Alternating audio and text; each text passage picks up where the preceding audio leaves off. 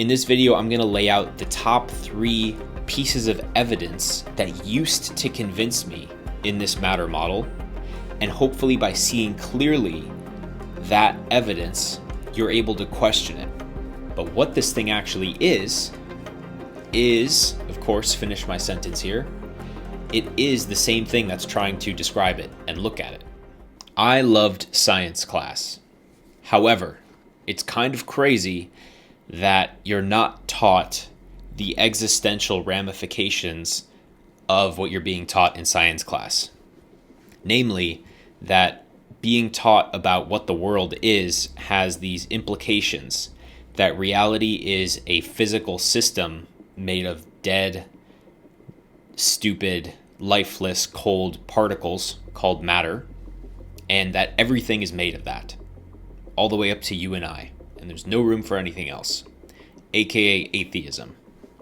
And I was very, very strongly a believer in that, mainly because I loved science and I was very mechanically minded, but eventually I questioned this, and eventually I blew that belief wide open, and I do not any longer believe in it whatsoever.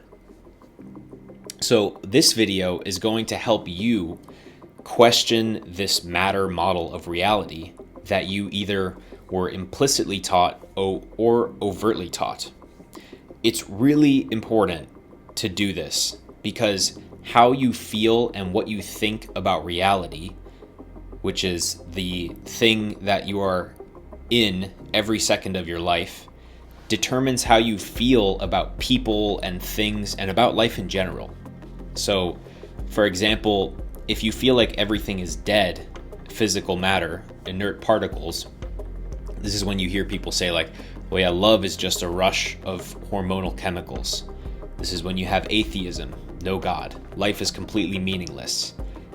Life is an illusion. Everything is actually dead. So it just makes you feel different depending on what you think about reality. That's why it's really important to at least spend some time investigating this. So I'm not going to be trying to prove an alternative point. Rather, I'm going to do the opposite. I think that the reason that the matter model of reality is believed is because people don't know what the assumptions are and what the evidence is for that model of reality.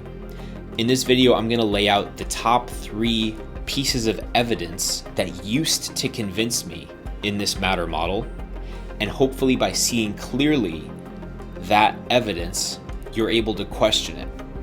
And I will be proposing some other alternatives, and I'm going to be a little bit in the philosophical waters, but I'm going to try to keep it as direct an experience as possible. So if that sounds good to you, then buckle in and here we go. So step 1, I want to describe what this assumption actually is.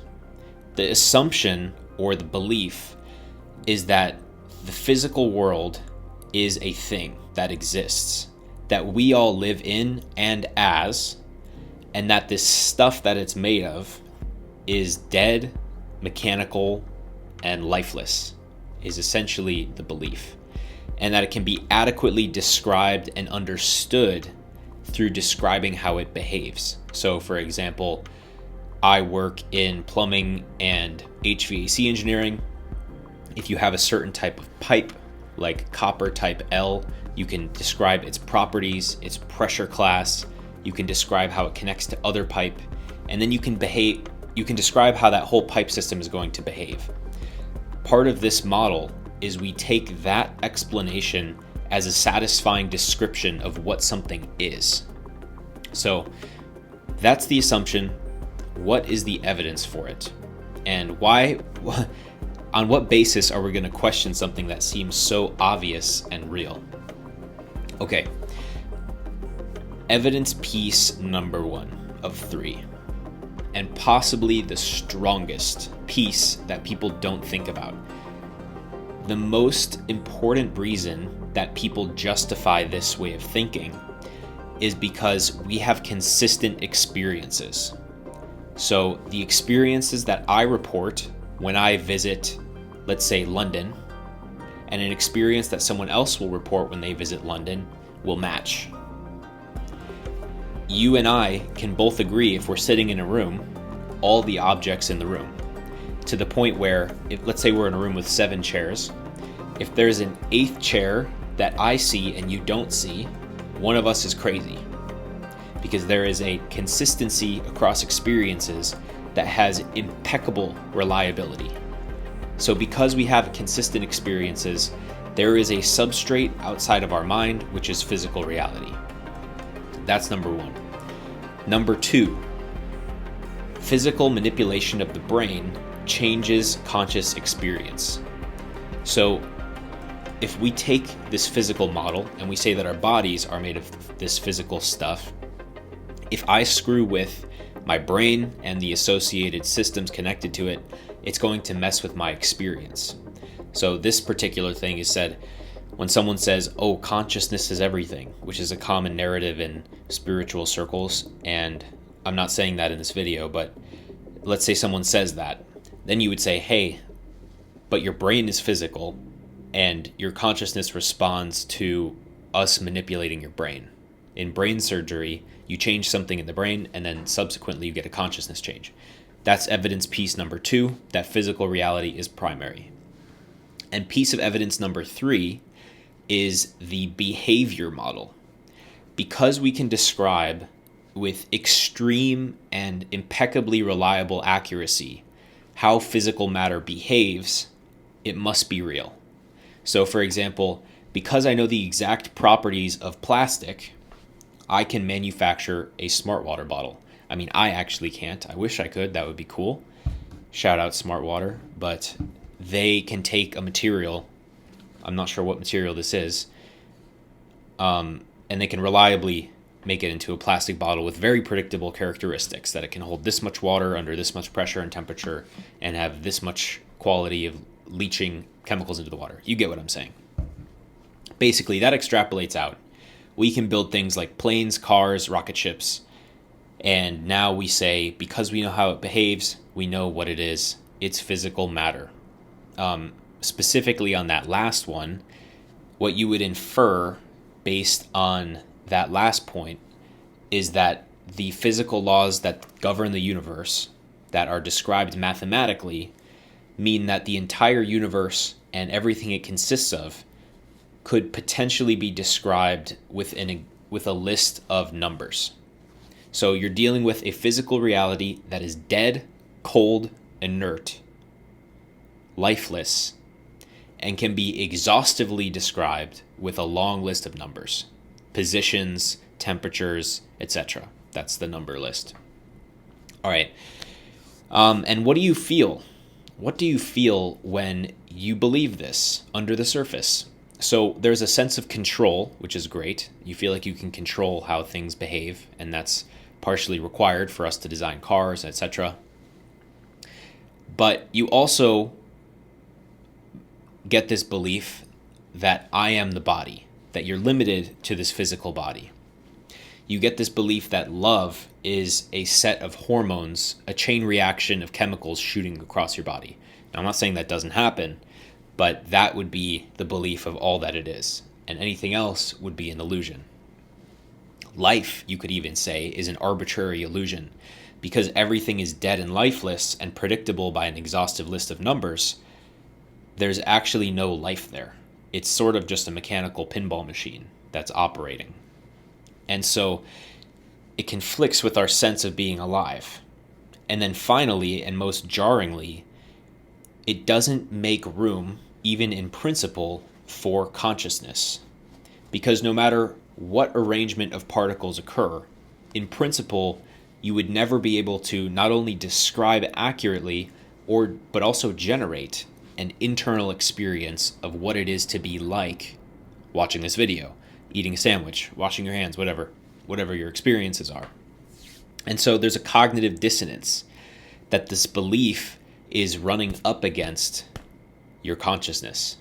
Okay, now we have the 3 pieces of evidence. Again, that's everything is consistent. My experiences are consistent with yours that say there is a world out there. Number 2, if you mess with someone's brain, you mess with their consciousness.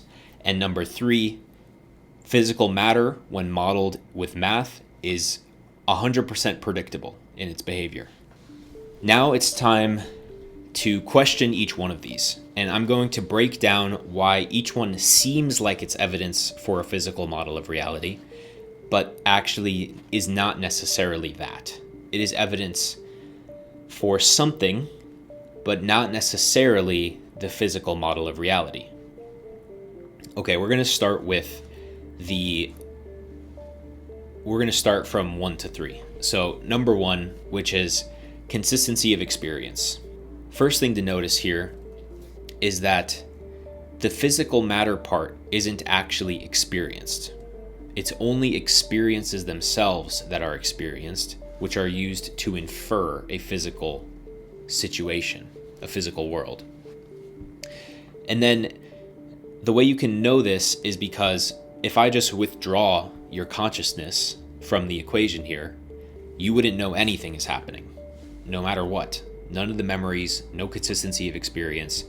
In fact, when I give you back your consciousness, here you go, then you now have the experience of what seems like a physical world and what is consistent across multiple observers, but to your own direct contact is still only made of consciousness. So that's the first thing. So from that, we now go from, okay, consistency of experiences. We're using a physical model to explain that and say, oh, there is something physical, therefore we all have consistent experiences because we're experiencing that one physical thing. I would like to suggest something else. It potentially could suggest, humor me here, that first of all, yes, there is something outside of your own personal mind. You know, everyone is having an experience, you could probably assume safely. And there's something outside of your own human mind that we call the world. However, it does not guarantee that that thing is made of physical particles. It's potentially made of something that you don't know what it is. Okay, so that's number 1. Number 2, changing brain behavior and changing physical structures in the brain will change experience on the inside. So, yes, that is true. If you change someone's brain, you will change their experience.